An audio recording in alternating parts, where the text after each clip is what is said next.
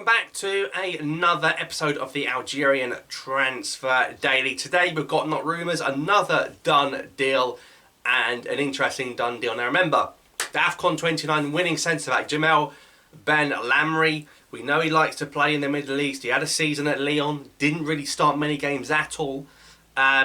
Released by his club in Qatar recently, earlier on this year. Djamel Benlamri has now signed a one-year contract, signed, sealed and delivered in Saudi Arabia with the Saudi club Khaleej FC. Now, you might be thinking, I've never even heard of that club. It's not Al Hilal, it's not Al Ittihad. It's actually a club that have just been promoted from the Saudi second division to the Saudi first division. Hence why they've been looking at players like Benlamri, and of course they signed him on a free transfer, giving him a 12-month contract.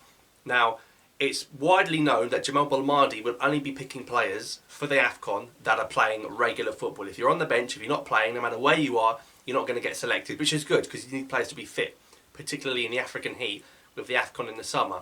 But I think Benlamri's time with the national team could be over. Fantastic AFCON 2019 performance, but you know, he's on the wrong side of 30 now, and there's some fantastic emerging talents in the centre-back position. You want to see Tuba play more games. You want to see Tugai play more games. These are the guys for the future.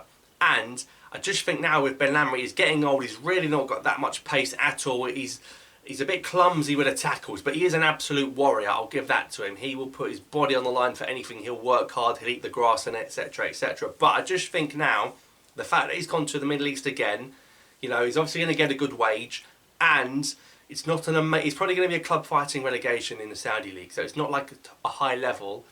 And even though he could be playing regularly every week, you look at that 23-man squad next summer, and if Benlamri really wanted to go, he'd have to prove himself, probably in Europe, somewhere like Turkey or something like that.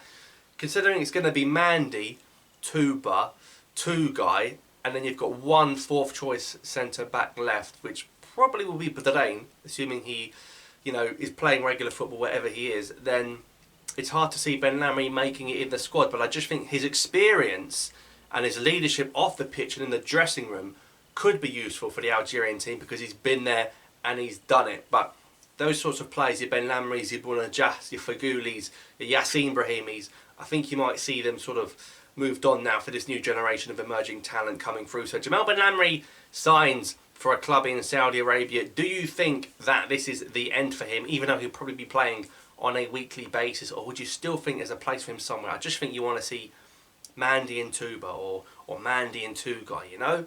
And I just think Benlamri's a little bit too old now, particularly with the pacey players in Africa. It's really hard to see him keeping up with them. But thanks for watching, subscribe for more, and I'll see you next time.